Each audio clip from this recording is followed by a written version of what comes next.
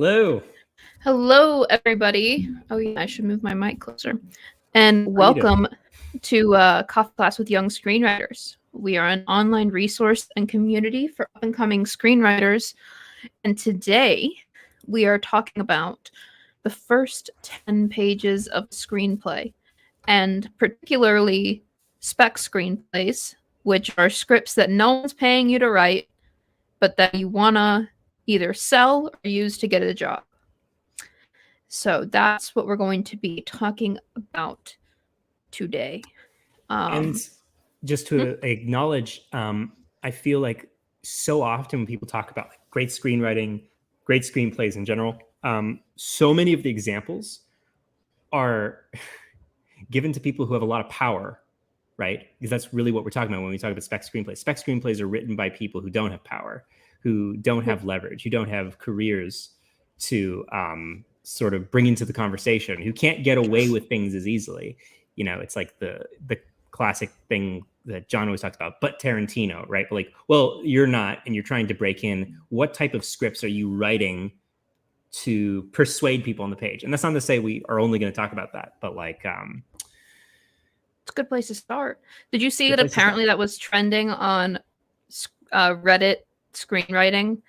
I don't even check that anymore. Everyone was doing, but Tarantino, about someone else. No, wait, no, it was You're Not Tarantino was the name of the first post on Reddit, and then it's like, you're not my father, you're not Gumby. You are not you. I like to think that came from John because that's John's classic line. But yeah, who knows? But it's such a anyway. Screenplays. The screenplay you're writing when you're trying to break in, when you're trying to like impress somebody after a query is successful, and that context is completely different than that of a director who is writing their own script, and or like it's a different conversation. And not to say that, I mean, we do have some director written scripts we want to talk about today, but the way the document is written, like you're trying to persuade people really strongly that about who is this about and why does it matter? You know, like you have less time to spend time setting things that are maybe more abstract or don't immediately pay off. It's a different focus. I want to take a second to kind of talk about the context in which spec screenplays are written. So like where people would be reading this.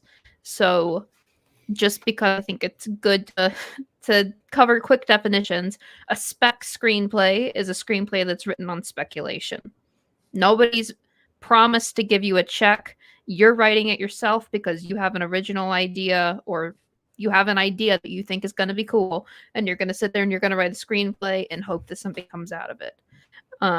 So typically this gets in front of people through one of two or a few different ways. You can write spec screenplays when you're represented, when you're already like kind of halfway into the industry, or when you are into the industry, people still write specs. They write original ideas that no one's promised them money for. That's one thing. You can write specs for a contest and hope to get noticed, which is a common thing that people do when they're trying to break in. And then you can do what Adam just said, which is writing a spec and then querying people. So that would be, you write the script, you have your feature screenplay, you get the contact for like some agent or manager or producer or director, someone, you mix and mingle, get their contact. You say, hey, this is my log line. Do you want to read my script? They say yes. You send them the script, and then now they're reading your spec. So those are like the three different ways that you'd use it. And it most applies to this last two is what we're going to talk about right now. Because we want to talk about breaking in and making those first connections. Yes. And I also think that there are many screenwriters who we do talk about a lot here who write in a way that is also persuasive on a speculative level, right? Like Noah Baumbach is extremely focused and clean screenwriter. Yeah, he's directed 8 movies, but like every script he writes would do. I truly believe Marriage Story would have gotten made even if he had no leverage, because that's just such a tight, well presented script. Not even just well conceived, because there are a lot of scripts that like, you know, have good stuff in there, but like they don't necessarily read well as a good document. But there are so many writers who aren't who are on the other side, I should say, and they do write with the same sort of persuasive focus on. What I mean by persuasive, I just mean readable, right? Like an agent could skim it and really connect and understand what the story was about. Because you have to think like, who's the reader? Like if you're what type of reader are you writing for when you have no leverage and no connections? The type of reader who is not really paying it close attention. How do you win somebody over who's like going to give you 3 pages and skim those 3 pages to find out if they're interested? Like that's a completely different mentality than so most people start writing screenplays from. Like, oh, this is my art, this is my and it is totally legitimately like, oh, this is the grand vision I want. Oh, I'm going to put these subtle like layered details that you're not really going to see until the end. And, you know, and I totally think people should still think deep and go deep with the material, but just be aware of presenting your writing for at least especially in the first 10 pages for the person who's not paying attention. How do you grab them? How do you get their attention? For sure. And then here's a quick question, just so we can touch on this real quick, because it involves specs. How did you break through?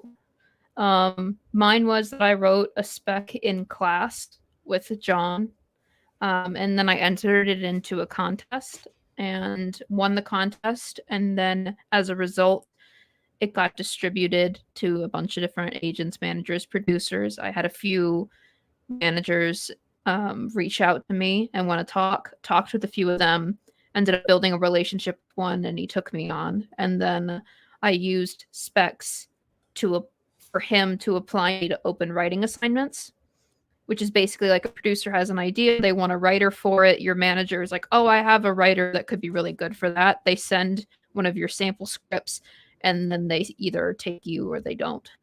So that's how I did it. And Adam has a different story. Yeah, I how should I say this? The first screenplay I sold, and I've sold 2, was just I was sending my shit out to everybody I knew who was interested. You know, anybody I knew, and I had a friend who really liked script, and he sent it to a producer he was working for, and he was like, "Oh, I want to option this." I mean, it was more complicated and longer drawn out than that, but like the other path is to just sort of meet a lot of people and like be open in a non-obnoxious way of, you know, getting them to read your stuff, you know. And that's how I got my first agent, who I'm no longer with, unfortunately. But and also, you know, here's the thing: Alexie and I, everybody, even if you get a little bit of success, it doesn't mean that it's going to continue. You know, like I'm still trying to get my stuff read. I'm still trying to get meetings and stuff. You know, just because I sold 2 scripts, I'm still trying. I'm trying to get a new manager. I'm trying to do like. There's no assurance. And also, I'm unproduced still, so you could still say that I'm still trying to get something produced. You know, there are screenwriters who spend their entire careers and like make money and have never had a produced film. That's less true now, I think, but in the 90s and the early 2000s, oh my God, there were so many people who were just selling projects that would just go into the void. So, yeah. No, sorry, that was a more depressing answer, but no, I mean it's true. It's true. Real quick to yes, Andilla, being a nice person Lisa has is a good the most useful tool. Yeah, here we go. Which is wow, but how do you get people who want to read it? It took me. That's the trick. Yeah, that's so the hard part. I started writing really seriously around 2009, 2010. And I spent a lot of years kind of sucking, and when my stuff was not strong, and because I didn't understand what story was, and I was just I was 19 years old and I didn't know what the fuck I was doing, but nobody wanted to read my stuff at that point. But I think over those 4 to 5 years where I was just like figuring out, stumbling around in the dark, I met a lot of like-minded people, and I moved to New York. I moved to New York right after college. I'm from LA, which is a huge That advantage in the helps. fact that I just Yeah. know a lot of people who are in the film and television industry. So like I went to high school with like some people, like with some people who were like friends with celebrities, you know, like, or I knew a lot of people just from virtue of who were around the film industry by just being in a certain high school, right? Like, which is a total privilege and advantage. But I guess to really answer your question is, I made friends with writers. I did writers groups. You know, and when you go through that process, when you spend time in a city around people who are in the film industry and you're not obnoxious, you'll meet people who be like, oh, that sounds interesting. I'd like to read that. Or you have a writers group who are people who are also struggling with you, trying to workshop ideas. Like you really just try to meet people who are at the same level trying to get through, and also meet friends, make friends who with like editors, with post-production Yeah. people, production people. Like don't just make friends with other writers. I'm rambling a little bit, but Well, I would recommend checking the links in the description because we have our own little group where writers hang out and workshop yes, each other's stuff, and you can meet other writers, and that's a good step on this journey. So real quick, and then we should jump into the 10 pages. yes, let's go into that. If you join the Discord, I think that me and Adam can share our stuff there. Yeah, we've done that a little bit already. So. Yeah. And then this question, does all of this apply to non-US screenwriters as well? Are Hollywood producers and managers interested in scripts from non-US writers? Yes. You can join. I would say that they are interested, and if Netflix is for sure. Yeah, Netflix definitely is. If you're submitting, stuff does change, particularly format and things like that a little bit from country to country. Like UK formats things a little bit differently than the US. They use UK paper and things like that. But the storytelling principles that we're going to talk about do apply. And especially if you're going to be submitting to Hollywood from wherever you are, then yeah, it applies directly. And you can do that. The WGA, you can submit stuff to them even if you're international. So yep. All right. So let's talk about some spec scripts. Which one do you want to do first? So or did you know? I was thinking either starting with Chang Can Dunk or let's do Chang Can Dunk because it's being produced now and it was Blacklist 2020. So do you want to give a little, do you want to tell that real quick so people know what we're talking about? Yeah, so we're going to pick the first few pages of, we're going to show the first few pages of a script that was sold to Disney last year, I think. It was one of the Blacklist scripts for 2020, and it's a basketball movie called Chang Can Dunk, and it's and the reason why we're bringing up is that it is an example is it does a really good job of like in the first 2 to 3 pages showing you who the protagonist is, what their grand desire and passion in life is, what the story is going to be about, what the basic situation is, and what their flaw is, all in a few pages. And what I should do, I should put this in our screenwriting vault so that you all can follow along if you would like. So I will do that. Sure. We're trying not to repeat too many of the ones we always talk about, but we inevitably will, just because we are fans of a few movies, and you're stuck with the movies that were formative to you.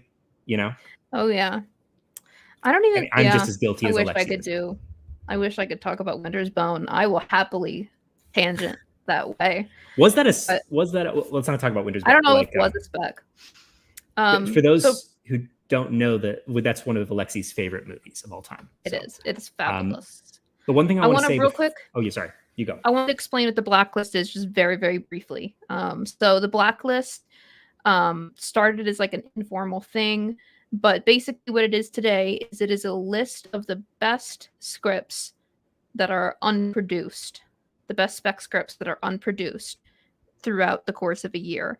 And the way it's done is it's like you basically, different executives and producers and people like that send in a list of their favorite scripts, and however many votes you get, you have to pass a certain threshold like 6 votes, and then you make it on the blacklist and they release it. And we've had Cosmo Carlson on here a few times, who is pretty it was one of John's students in my year. He had a couple scripts on the blacklist, and now he's writing a series for Showtime about Joan Rivers. Thank you. Famous, groundbreaking female comedian and talk show host. So this one was on the blacklist, which means that it was sent around to different producers and executives, and nobody decided to produce it yet, but people liked it a lot, so they voted on it, and this was near the top, I thought. But when the blacklist comes out, me and Adam checked out a bunch of the scripts on it, and we read this one and thought it was fantastic.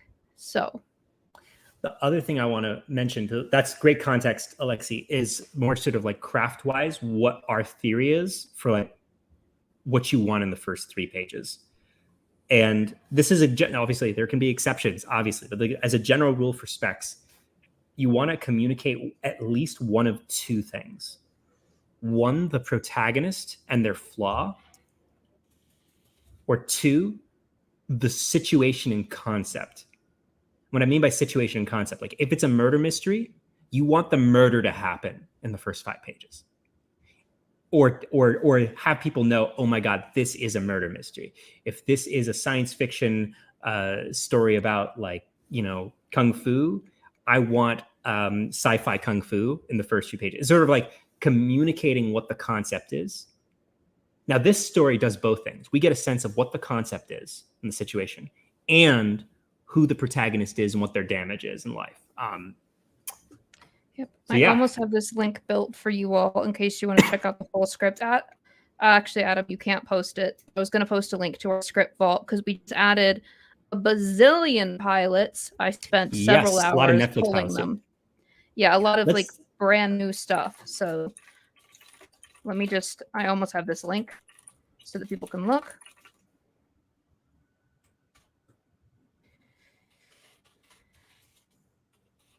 Sorry. I didn't even think to do this before right now, but I want to make sure you all have it. Okay. People can also read along with us here. Use your screen sharing. Yeah, I know. I just wanted to be able to give it to people. All right, here we go. I think I did it. Hopefully that worked. All right, Chang can dunk. So how do we want to do this? Do we just want to read through it? Yeah, I'll do narrative description. You do characters. Okay. All right. Card over black, the slam dunk. No frills, old school educational video. Standing under a hoop in an indoor basketball court, an old school basketball coach, 50s, in high-waisted slacks and a polo shirt. Next to him, an old school basketball player in short shorts and tall socks. This next move is called the slam dunk. It's when a player jumps and throws the ball directly into the hoop from close range, often using a dunking motion. The player moves and dunks with 2 hands, no flair. Well done. How did that feel? Pretty good, coach. It may look simple when it happens in a game. It can sure be exciting. Music up, a very hype track. Smash cut to montage. History of the slam dunk. Wilt Chamberlain dunking on film. Dr. J rocking the cradle. Jordan tongue out. Double clutch. Stadium fans screaming in delight. Iconic facials. Kemp on Lister. Pepin on Ewig. Starks on Jordan. Vince Carter over Frederick Wace. Kobe on Howard. Teammates on the bench erupting in awe. Zion Williamson annihilating high school children. High school crowds going insane. Cell phone footage of randoms dunking in pickup games. TikToks, in Instagram stories of kids dunking in their backyards. Dunks happening everywhere. Everyone wants to dunk. Cut to interior, Chang's bedroom, morning. Insert on a toy hoop hanging on a closet door frame, weathered by years of abuse. Chang with the rock between 2 defenders. Boom. Chang, 16, Chinese American, dunks on a poor toy hoop while still in his underwear. His boyish energy a little young for his age. Chang's bedroom is small, cluttered, but somehow pulled together by a massive Kobe Bryant poster. Uh-oh, double team. What's that? Bam! Behind the back. Euro step. Ah! Boom shakalaka. Chang slams it. This kid loves basketball. Between basketball moves, Chang styles his hair, modeling it after multiple reference photos pulled from YouTube, TikTok, Instagram, and now posted on his bedroom mirror. He tweaks and retweaks with perfecting diligence. Bzzzt! An incoming FaceTime call from Bo.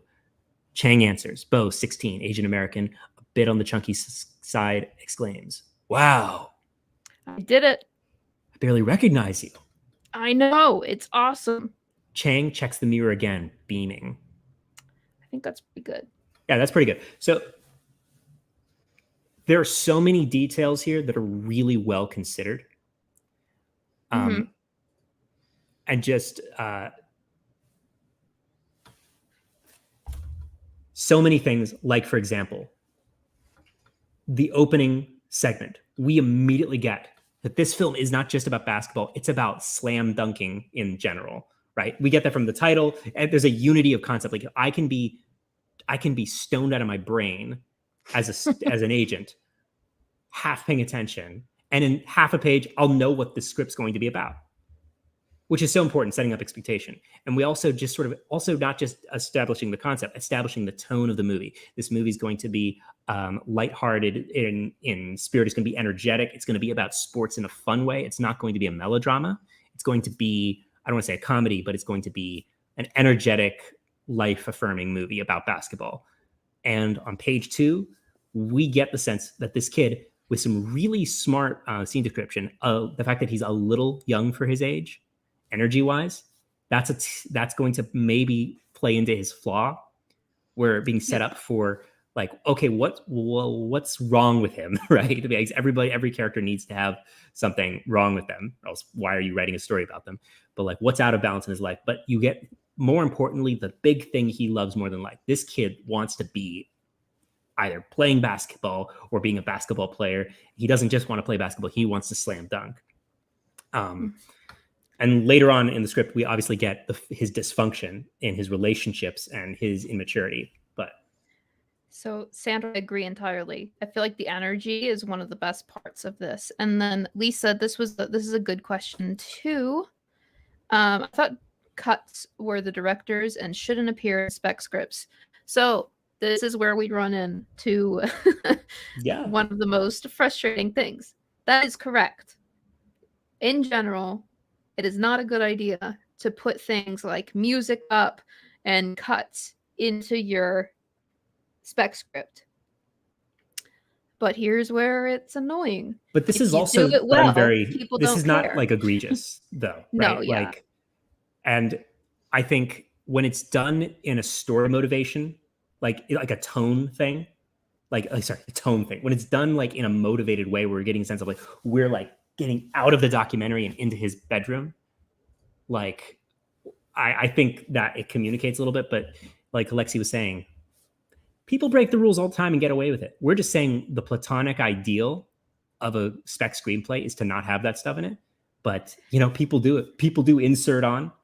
People do cut to. I think there's a better way. I think just saying a toy hoop is better than the insert on. I think you could cut insert on and lose nothing, because this is something that I think is something that really made scene description make sense for me.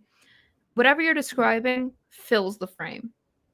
So if you're telling me a toy hoop hanging on a closet door frame, weathered by years of abuse, that fills the frame.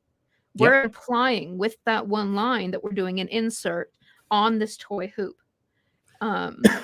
So I don't think that you need the insert on, but it's not egregious enough that I like hate it, you know?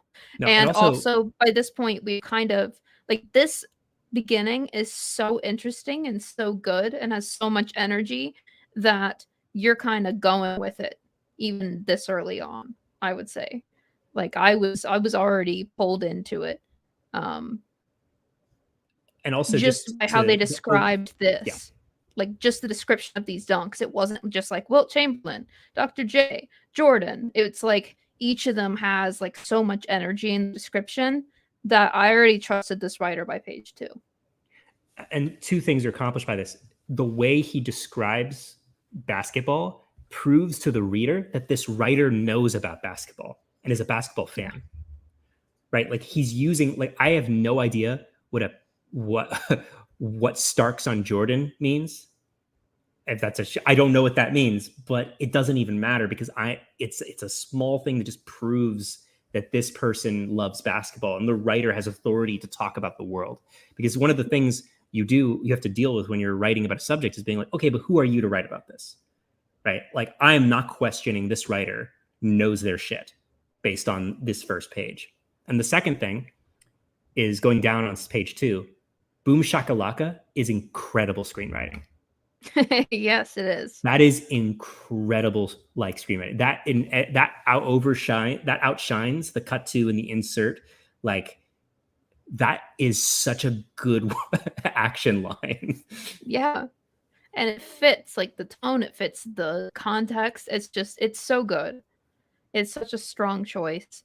And then also, I mean, something else you can take from this is how this writer is moving us with sound pretty consistently through these first few pages. We get the boom, we get boom shakalaka, we get the buzzing of the FaceTime call. There's music here. There's all these things that are keeping the rhythm moving on these opening pages. And a different thing I'll note is that if this montage, it was smart of this dunk. It's so good. That's really good. It was smart of this writer to list these in bullets because this does not look daunting on the page. You could have put this all in one paragraph and it would, even though it's the same content, it would look entirely different. It'd be a completely different opening page. Your opening page in particular, ideally, shouldn't look completely filled with text. And because this is how it goes, we're going to show an example that does the opposite. But, in general, you want the reader to open up to the first page of the screenplay and not go, oh my God, that's a lot to read. It's those first impressions, and doing things like handling the montage this way really helps. 100%. And also, I have to add the contrast between the educational video and the history of slam dunk section is really funny and energetic and confident. Like, I would want to read this. I'd want to read page 2 if I read that page 1. Yeah. And you notice that page 2 shows Chang and his passion, like the thing he loves. That's so important. Like, and as a general rule of thumb, especially for coming of age stories, you want to show what the character wants in life. Like, not just, their flaw or their objective for the story, but like their passion, even if it's toxic. And it's better if it is toxic, in my opinion. Yeah. And this sets up a lot. I mean, the title makes me believe that this is going to be about him trying to dunk, is what I believe is happening. Would it be funny if there's a version of this that was like, by page 30, it's actually about like, this medical drama about his mom gets hit by a car and, he has to throw away basketball and go to med school. I don't know, whatever. It's, it could happen, but by page 2, I trust that that's not, I know there are screenwriters who do shit like that. Like, yeah. Oh, they do. So this makes a promise to the reader about what type of experience this is going to be, and fulfilling that promise and not shortchanging it is so important. That is a good point, because if you opened with this and it's just so strong and so much energy, and then all of a sudden we slow down into this like melodrama, we're going to feel shortchanged as readers, which, both of those stories could be good on their own. If you'd open differently, you could still do a basketball melodrama. You can do it energetic the whole way through, but you want those opening pages to show the promise of the story to come. One of the things that was great about Queen's Gambit was that every time I thought, and this is just my subjective viewing experience, but like every time I thought they were going to go down the melodrama path of like, oh, she's an orphan, now she's going to have a terrible relationship with the mom, and now she's going to get beat up on, and no, everybody's going to not let her play chess, and oh, she's stuck in the basement, all of this stuff. Every time I thought they were going to take the darker turn, they went the other direction that allowed her to be badass playing chess. And because that was the promise to the reader of, no, we're not going to show this girl losing the whole time. No, she's going to be badass and be really good at this thing. The rest of her life is a clusterfuck, but she's going to be good at fucking chess. And we're not going to watch her get beaten up by high schoolers. She's going to beat the shit out of these high schoolers. And that's fun. You know, like it knew, and it established that promise early on. Know what you're doing. Yeah. Sorry, that's kind of annoying advice, but no, it's true. And this is a good point, Andilla.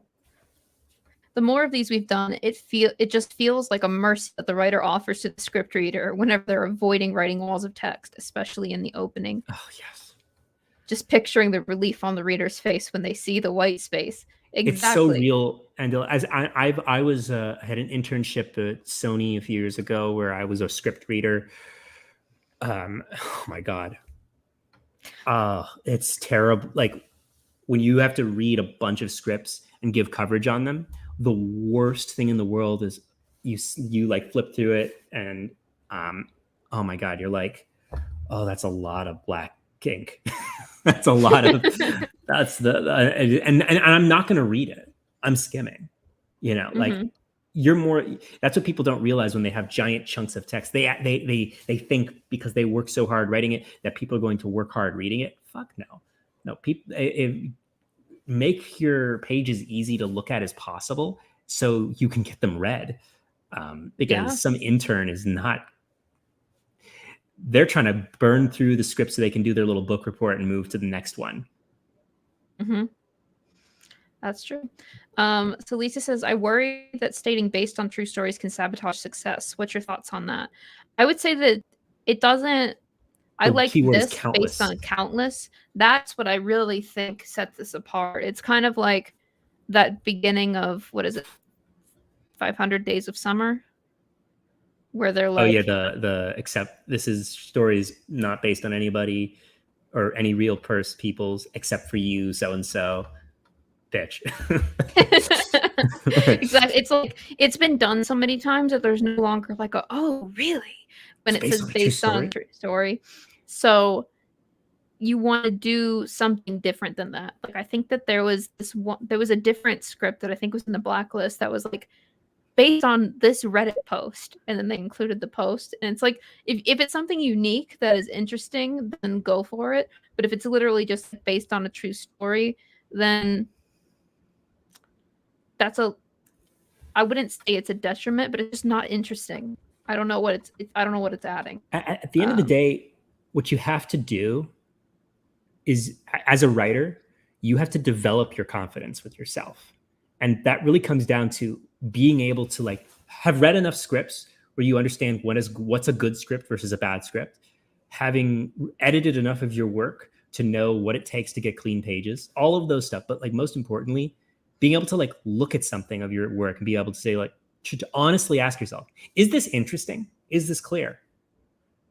And if you ask yourself when you're saying, well, if this is based on a true story, and in the context of what this story is and the promise of it to the reader, would writing based on a true story be interesting, or can I do something different? What's the truest way to really make this interesting to me? Because at the end of the day, everybody says, oh, you can write for a specific reader, don't write for readers, but you can write for yourself.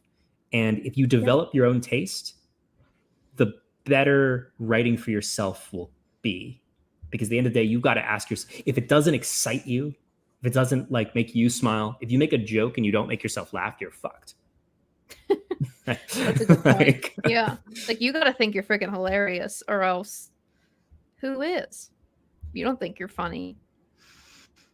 Let's see. Oh, that's good. Everybody's got some good suggestions here, you know? Like, yeah. That's a good one. I like that a lot. Want to do next one? I did something like that in a script. Oh, what was it? I don't remember. it was something in the beginning that was like that people liked, and it got people to read it a little bit. But yeah, let's do the next one. I was thinking of doing A Quiet Place. Oh, great. Let's do it. And real quick, we did have a question earlier that I didn't want to skip. Maxim says, the script fault is amazing, but some scripts are not the final versions. Does that mean that during shooting, the script changed? The script changes all the freaking time. Writers are the least powerful people in Hollywood. That's a fact. Yeah. Unfortunately. And so yes, there's, I mean, at a minimum, there's a difference between the script you write and a shooting script. That is just like a technical difference, which is like they will go through and literally write out every single shot, and it makes the script like a ton longer. But beyond that, you're going to do a ton of rewrites typically. You might even get written off of the script, as in like somebody does so many changes that now it's their script. I mean, you still got paid. So I saw this post on Twitter that was like, professional screenwriter doesn't really think they're done until they've done like 12 rewrites in the end, based on also numerous feedback from numerous people they trust. And a beginning screenwriter feels really good about the script at their second draft because it's the best they've ever written. Mm-hmm. You know, like it's just like a different level of experience, like lived experience. You know, to take it to the level it needs to be really persuasive. But the other thing I'll mention, aside from rewrites, aside from studio notes, there's a saying that says a movie is written 3 times: once at the script, once during shooting, and once during editing. There are countless stories of 3 to 4 hour cuts of movies, like rough cuts, being cut down to 2 hours because of studio notes. What did that mean in terms of the script? What did that mean during the shooting? Did it mean that a 1-page scene became 3 minutes of screen time? Did it mean that that there were entire segments of the original screenplay that are then just thrown out in the edit? Does that mean the things that were intended by, like, there's so many choices made that not by the writer at all or of the those director. stages. That's why, you know, I mean, that's why director's cuts come out later and are like 17 hours long because that's what the director wanted. And the producer said, no, we're going to cap it here.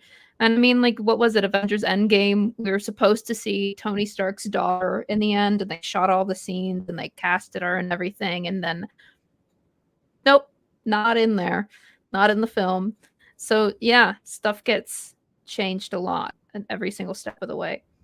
So I went ahead and I posted A Quiet Place, and I posted 2 different scripts. I posted one that's the original spec script, which is what we're going to look at now, and then one that is the script that they ended up with. That John Krasinski completely rewrote. Yep.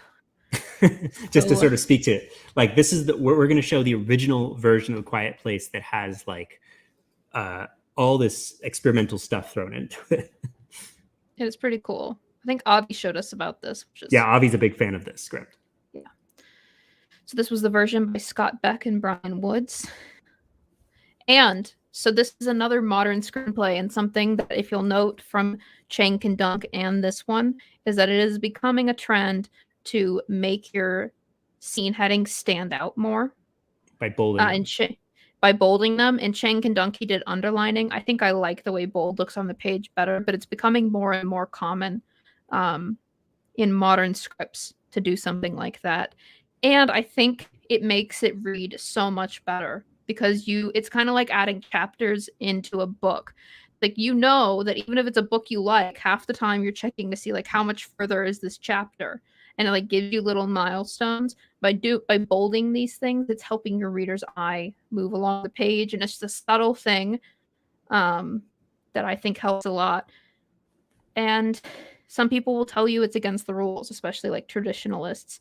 It's important to remember that there is no actual style guide to screenwriting. I mean, there's just there are books that are published as style guides, but it doesn't fucking matter because all that matters is what sells. Yep. Queen's Gambit has bolded scene headings. You know, Netflix doesn't care. No. Here we go. So, do we want to read this or do we want to just talk about it? Let's read the first 2 pages. Well, there's no dialogue, so you're gonna have to just go for it, Adam. Okay. First act. Exterior, hilltop day. The hilltop is lined with corn, golden and brown, shimmering in the morning heat. There's a structure in the distance. Exterior, farmhouse day. A farmhouse built from old lumber. There's no cattle or livestock in sight. Unusual for this fertile land. Interior, farmhouse den, day. April, 8. Gazes out the window pane, nervous, eager, sweet. She has a hearing aid in one ear.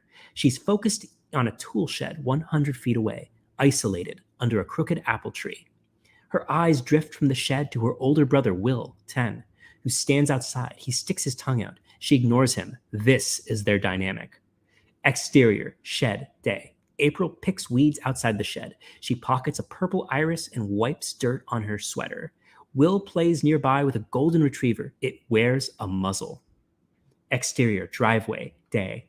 April empties the weeds into a tin trash can. She places the lid on the trash slowly, ensuring that it doesn't make even the slightest sound. Exterior, porch, day. Will approaches the front door. The retriever follows closely behind. He motions for the dog to stay, then slips a pair of disposable shoe covers over his feet before entering. Interior, farmhouse bedroom, day. Will's mother, Mia, 30s, holds a red crayon to her lips. She has lovely green eyes and auburn hair. She balances a laundry basket next to her pregnant belly. She stands before a calendar on the wall, charting each day of her pregnancy. She crosses off another day and hands the crayon back to Will, who colors in a new drawing. His hands dig loudly through a tin of crayons. Mia waves her finger. Will freezes, reprimanded for the 100th time. He reaches under his parents' bed for a pair of oversized winter gloves. He places the gloves over each hand, then quietly resumes his search. Interior, farmhouse day. Mia walks past April and collects her dirt-stained sweater into a laundry basket. Interior, farmhouse laundry room, day. We follow Mia to the washer and dryer. The machines have been unplugged. She empties the basket. Anyway, we get to the point. I can't hear you, Alexie. That's because I muted myself. Something I wanted to note about the first 10 pages, even though we didn't get to it, is I'm going to go ahead and spoil. I mean, it's pretty obvious, A Quiet Place, and say that we're building up to the mom giving birth a lot of the time. Like, it's basically like them getting prepped for her to give birth in the middle of this monster thing where the monsters are attracted to sound. And that's like the tension that's building the whole time. In this spec script, she gives birth on before page 10. Which is a totally different from the final film. Yeah, entirely different. Let's see. Yep, she gasped in disbelief. It's too soon. They're not ready. She's in here in the bathtub giving birth on page 10. And that is a good choice for a spec script because we have stuff that's moving by page 10, which is important in modern spec scripts to have just action happening. So they did not hold back. And that's something that's important to note. You don't want to do, again, I say things like it's known and then there'll be a million examples where it's not the case. But in general, you're not trying to do a slow burn in your spec script. You're trying to excite the reader and normally have the inciting incident as early as possible to hook people into the story. But I thought that that was a really interesting change. Alexie, you shared the wrong script. Did I? You shared the John Krasinski rewrite. I shared both. Oh, do you? Okay, everybody. The first link is the one we were reading from. The second link is the John Krasinski rewrite. Yep. Any thoughts on the multiple scene headings in the first few pages? Is there a certain amount of scene headings we should try to stay below? No. So I would say that that's a good thing because we're moving quickly. I wouldn't say that you should try to stay below something, but there is a rule that is followed in every screenplay that I've seen where when you have a scene heading, you have to have scene description below it before you have dialogue. So, I mean, I guess I probably would try to avoid doing something less than, like, smaller than that, usually. Like, just, like, scene heading and then 2 lines. Just because of how it looks on the page. I guess a really bad, like, a not too helpful answer, though, is, like, when it looks ugly and confusing and messy is when it's too much. I would prefer generally that there's more than one scene heading on the opening page, just so you have, like, a faster paced first 10 pages. So a fun fact of the day is that when John first told me what the average scene was in a screenplay, it was 2.5 pages.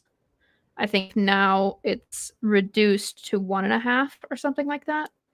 But I would also say this whole sequence is one scene, like narratively. Narratively, yeah. It is. Right? It's a lot of scene sequence. headings, but it's really just a sequence. Like, we see the hilltop and it zooms into the farmhouse. From, like, an actual film point of view, it just feels like we're going into this environment. Yeah. Yep. You could do the same thing with slug lines, and that might be a little bit easier to follow, possibly. I think in this situation, this is a better way of going at it.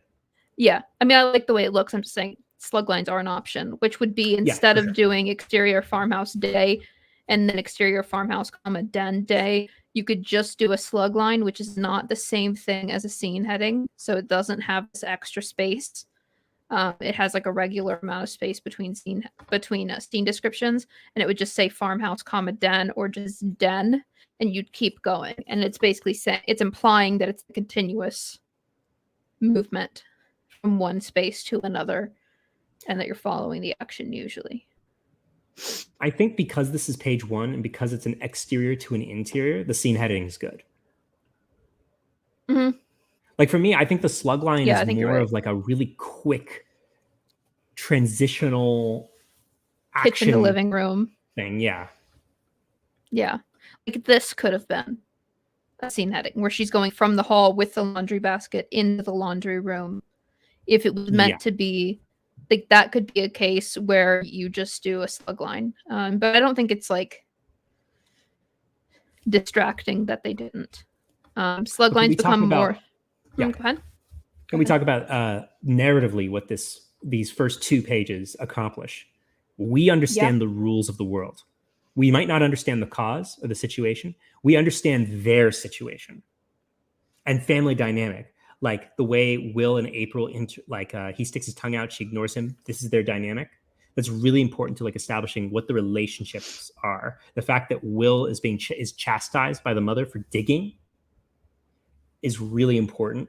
Like, and all of these details, the underlined hearing aid, which we know in the story becomes really essential later on in the story as a MacGuffin, not a MacGuffin, but as a Chekhov's gun, a huge payoff later on in the story.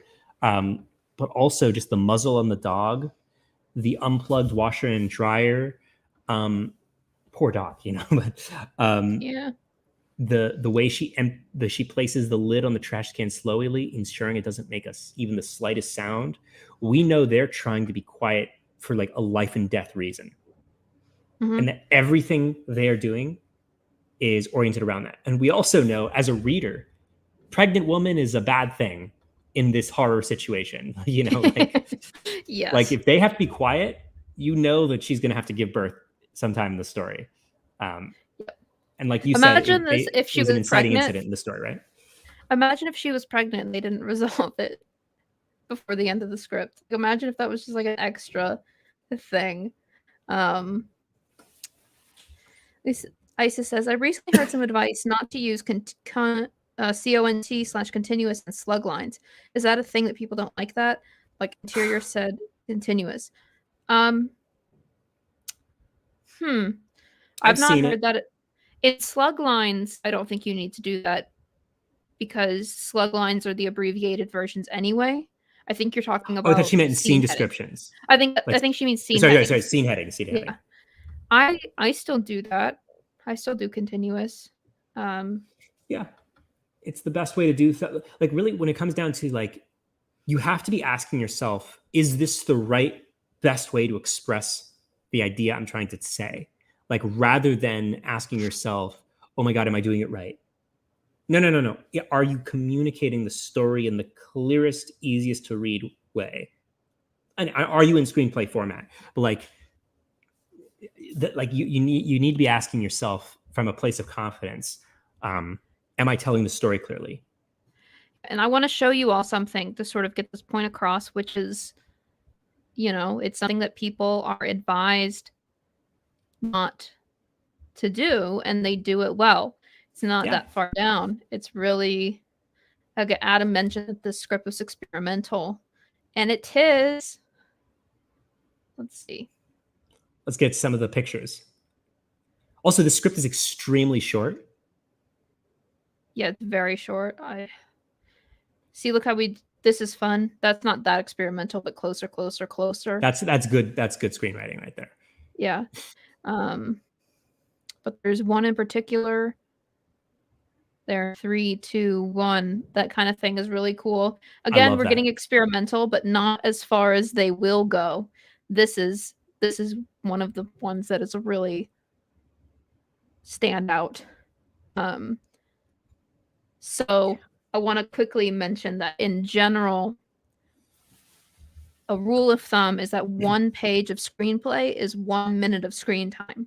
So when you do things like this, that the wind starts blowing, the leaves of the trees bend and rattle, you're taking up more space on the page. You're taking up more time of that minute. So it's implying that we're moving more slowly through these things, which is what they want, because look what they're about to do. This is the longest walk of his life. John is 30 feet away from the shed. That's ballsy. 20 feet away. 10 feet. 5. Snap. And then here we go. And then we're just back into the script. But that's ballsy as fuck. And I would also just add that if this was a comedy, people would have more problems with it. This is a horror film, and I think horror scripts have a little bit more leeway to do weird shit. Yeah. That's just my opinion. But and look at these sorts of things. Like they really just go for it after, like, it feels like they were building confidence and that they got like the snowball rolling. But it's like listening, waiting for even the faintest little sound. I like that. If I read this script and if I was a Sony script reader and if I was still that internship and I read the script, I would 100% recommend it, with the caveat of they break a lot of rules and it's unorthodox, but it's good. Like, it's good. But like, they did start slow. The first third of the script doesn't break these things, right? Yeah. They're building us up slowly to like start breaking these rules more and more egregiously. Like, look at this. Aims it forward and they show us how the weather vane's pointing. Then left, then backward. And then we start getting things like really this. Yeah. We start getting like where they've actually like written things out, kill attempts. At one point, isn't there like a Scrabble board?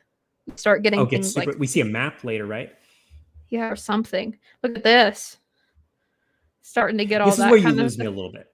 This is where this is me. Like, yeah, this is where I start. I'm like, is this really necessary? But they did it. This is where they lose me. Yeah.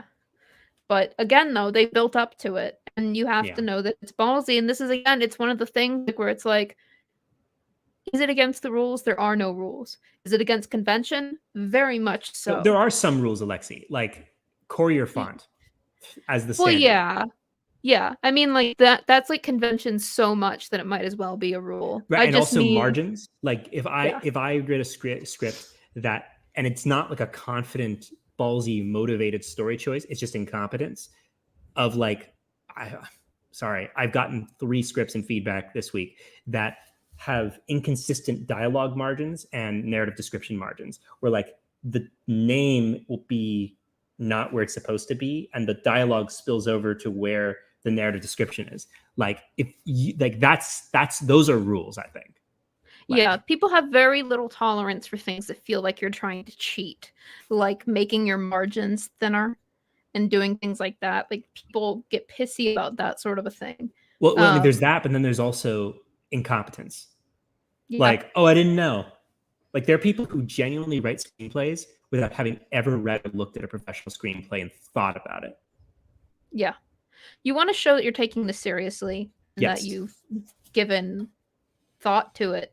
And you know, like there are some things that are slowly like there's some variations that are acceptable. Like who is it from Script Notes? John August made his own Courier font to change a few different things about the weight and about a few of the different letters, and that's considered acceptable.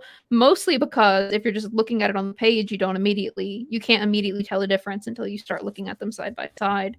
And here's a fun fact: Courier is used because it's consistent. So like remember how I said before that 1 minute of one page is equal to 1 minute of screen time? If you use a font that's not Courier, that might not apply anymore. And also each of the letters have equal spacing, which is a Courier thing. So it's all part of that kind of standard where you have to remember that this is a blueprint for other people to use to shoot a script. So if you start messing and doing it like in Times New Roman and now they don't know how long it is, that's not ideal. But and just to talk for a second, when I say, oh, that's good screenwriting, when I say boom shakalaka is great screenwriting, what I mean is it's clear and communicates. So often we do so many things subconsciously without necessarily thinking that it's like the optimal choice. Like it's just maybe an okay or proficient choice rather than a great choice. I can assure you there's so many moments that you can probably streamline and take a great story idea and like show that it's great. Like all of these choices are coming from a point of clarity. It's actually clearer to show the Monopoly board. It's not just cool. You know what I mean? Yeah. Boom Shakalaka is clear. I understand, and it reads super simply. It's kind of like the ultimate game and challenge is how little space can you take up to be as absolutely rock solid and clear as possible. I can't type. John Krasinski's script. Let's look at that because I hate it. That's what I want. That's what I wanted to pull up. I absolutely hate it. It's not here. No, it is. I know it's here. Hey, I'll send you the link. You shared it earlier. I know. I was going to pull it up directly from on here. Oh, here we go. Something I do love that I'm a big fan of is fun title pages where you use like a different font or like a little picture. It's one place where you can set the tone going in. Like, especially if you like to write animation, you can do things that that help us understand from the get-go, like set the mood right. I don't necessarily think this is setting the mood for anything, but it's a choice they made. Well, I think let's go into the script, Alexie. Let's tear it apart. Ugh! Look Considering there's like no dialogue. There's no dialogue in the script. Now here, like okay, so I think what the John Krasinski look at this page. I know. What the John Krasinski rewrite does well is he makes some smart story choices overall, like delaying the pregnancy until later on. But this is a script that would never have sold. Ever, ever, ever, ever.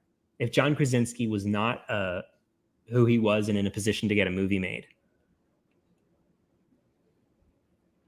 this would never sell. The other script did sell. Yep. And that's the difference. It's a better screenplay, in my opinion. This one is better story for a film. They make some better story decisions. But yeah, this is fugly. Yep. Well, I also know that the studio probably felt more solid with this than the other one. Yeah. Because it's 85 pages, not 60. Right? It's more traditional. Yeah. But it's still like this would have never sold as a spec. No, you'd have to have some real freaking patient readers and have lucked out. Well, at this point, it was already greenlit, right? That's what I'm saying. If this was what you turned in, and he's the director. Yeah, no, he got away with it because he's John Krasinski, and because of his situation. But we live in the timeline where he's a respected director, but so easily could be just like, oh, that guy from the fucking Office, he's terrible. Yeah. Oh God. But this is specifically why we wanted to look at scripts that were spec scripts. Yes.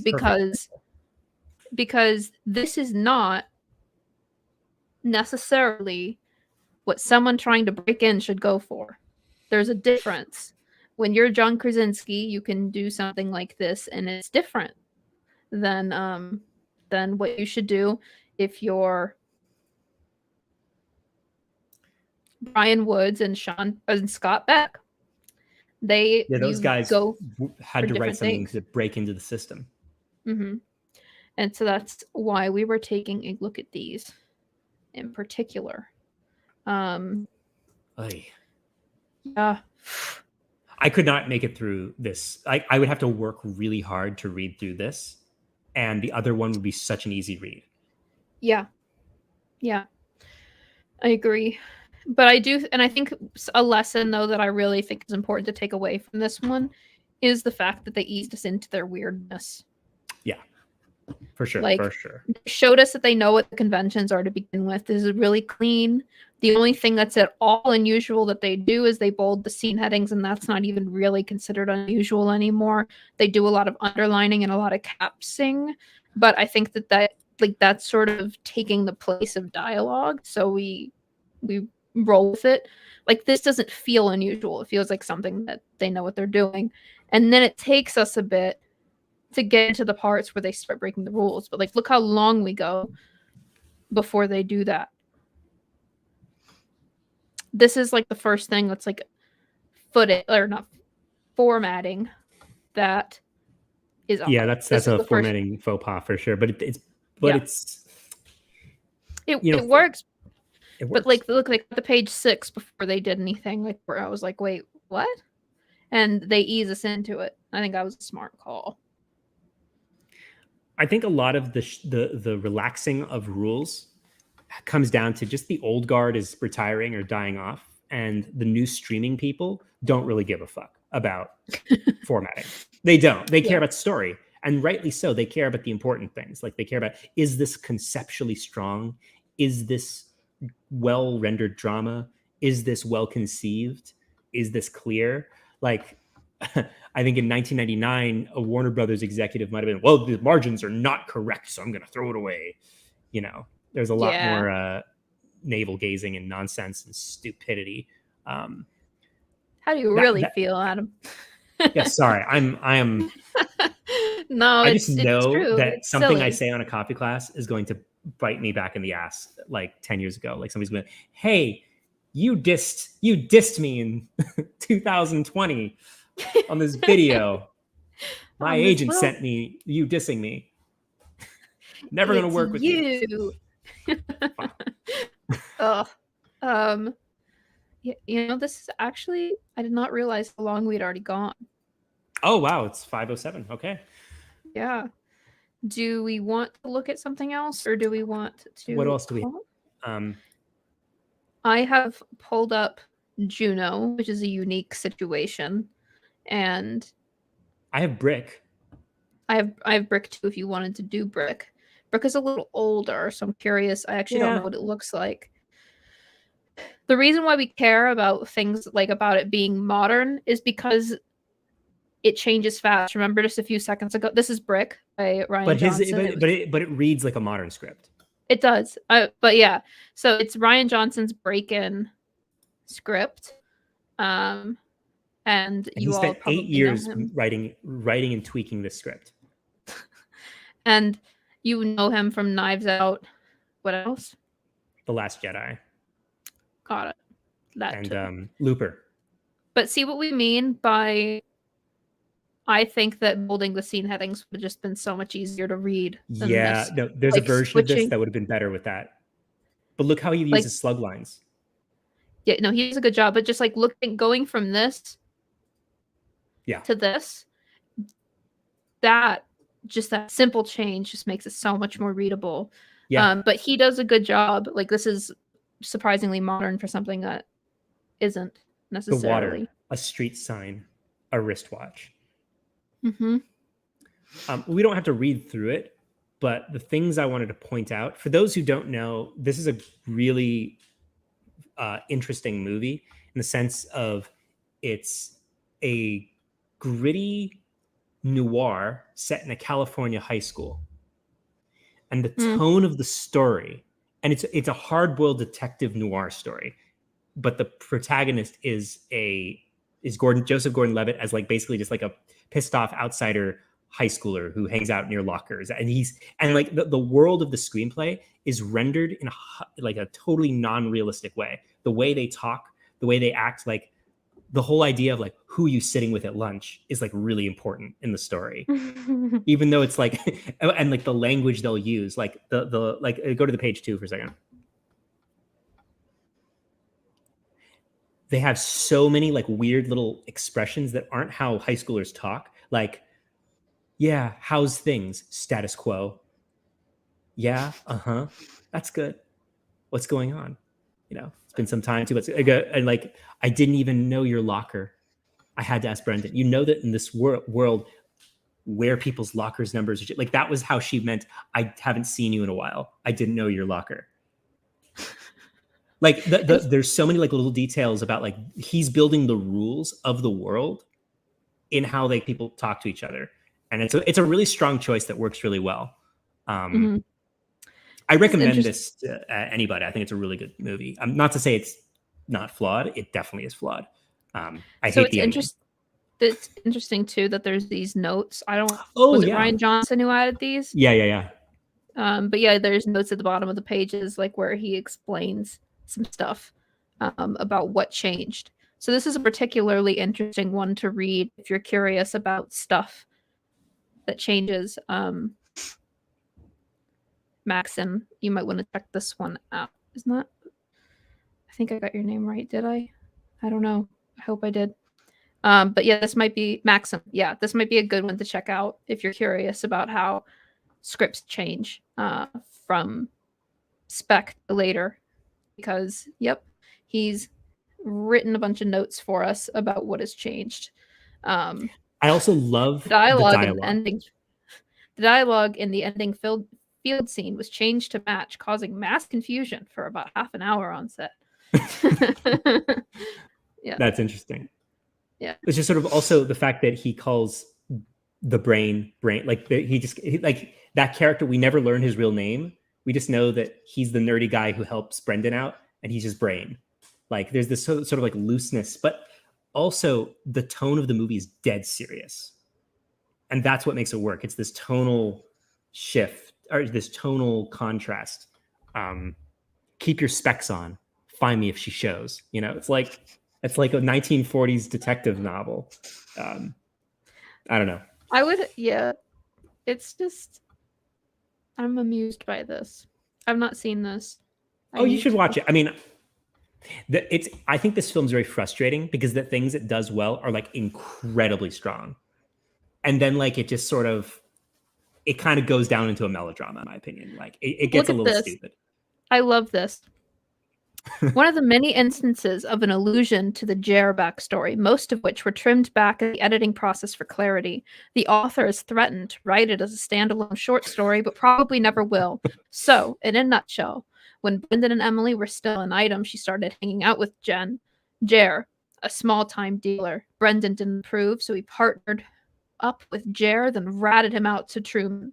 Emily found out, and that led to their breakup on the field, which we see in a flashback. I love that. That's very helpful because that was very confusing in the movie. About like why they it was confusing why they broke up. And like but I also think it might have helped like the fact that he didn't outright say what happened. We just know that something happened and they're not together anymore. And I think it actually helped the story probably. I love this. The author has threatened to write it as a standalone short story. That's something to keep in mind, though, is that like if something that you like gets cut, that doesn't mean you can't do something with it somewhere else. Yeah. And unless I think you sold all the rights to the story. And all 10 like tangent derivative projects. That's what it all is. The characters. And you won't get that lunchbox money. You need that lunchbox money. I think Alexie, you'd like the dialogue in this movie. Like I already am enjoying it. Yeah, I think though really I'm glad I was not a reader who got this script because I would not know what to make of it. I would just be laughing, and you're not supposed to. Well, he actually, fun story. This script did not do well as a spec. Really? He spent 8 years trying to get it made, and everyone said no because they didn't know if the tone could be pulled off. And the way he got around it is his uncle, who owns a construction company, loaned him $250,000. And there was a lot of personal pressure on him because he was like, well, my family's come together to give me my shot. If this doesn't work out, I can never look at them again. So like there was a lot of personal pressure on him to make this work. Luckily for him, it was a Sundance hit. But imagine how terrible that would have been. Whoops. So the moral of the story is, if you can't get your idiosyncratic, brilliant script through the Hollywood system, talk to your rich family members to bankroll the whole thing for you. Duh. Why doesn't everyone do that? I think he's embarrassed by that story. Like he talked about it openly, like in 2006, 2007, but like he doesn't talk about it anymore. I think it's funny. Yeah. People should be honest, because otherwise it sets unfair expectations for other people. Like I'd rather know that his uncle had to bankroll it because I was just saying, I would have been so confused as a reader, and apparently that was the case. I'm not just reading it. Especially in 2004. Especially because this film came out in 2005. So it was really being sold in like the early 2000s. He was trying to sell it in the early 2000s, the late 90s. I think that was even more. I think this script with a few updates would sell to Netflix like that. Yeah, I think they would get, like, in a post Riverdale world, this script would totally sell. Because this has all the same kind of trappings, high school angst, but like all of that stuff. Like I think this script would have sold better now than back then. But I don't want to say it's ahead of its time. But so yeah. All right. Well, I think that's about it for today. I hope that this was helpful. We're trying to do more of these coffee classes where we come together and we talk about a specific topic instead of a particular movie. And next week we are talking about voiceover. Hey. So this is sort of, we talked about flashbacks before, which are a notorious no, and we talked about how to use them where they don't suck, and now we're doing the same thing for voiceover because people love. That was a good conversation. I really appreciated Connor's contributions. I thought he brought up some good stuff. We need to either get Connor or Avi or Cosmo, Hannah. We need to get someone in here. We need to get people in.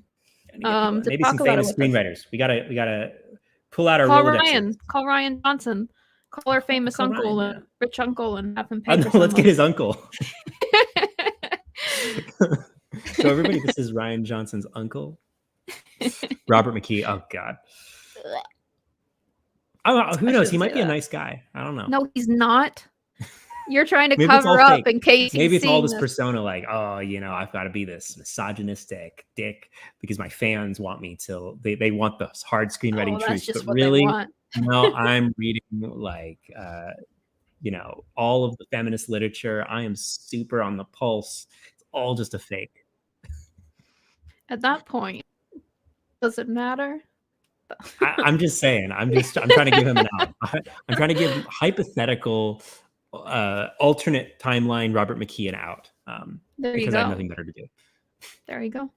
So yeah, we're going to talk about voiceover and when it works, why it works, why it doesn't, things like that. So if you join us in the Discord and you have a script, or you have a movie or a show or something that you think handles voiceover particularly well, we would love to include it as a reference, assuming we know it well enough as well.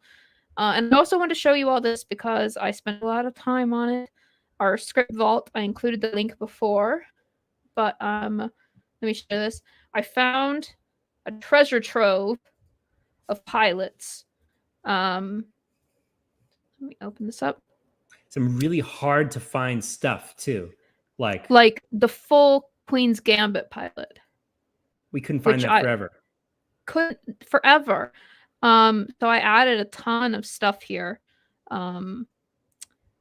Atypical, like a bunch of modern stuff. We got a few episodes of BoJack Horseman. We should do a Black Mirror episode.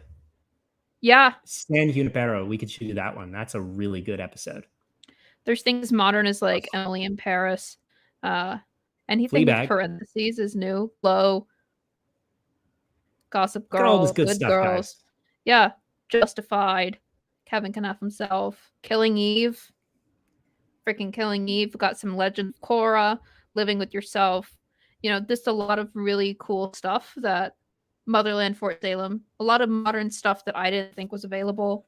Nora from Queens on my block. I keep trying to stop, but then I keep seeing more that I really, really like, and then I say their name. But anyway, there's a lot on here that we just found and took. So you can access this all for free with our link, and please do. Sex education. And Adam, there's some Sherlock. Anyway. Hey. So hope you all enjoy that. And yeah, we'll see you next week.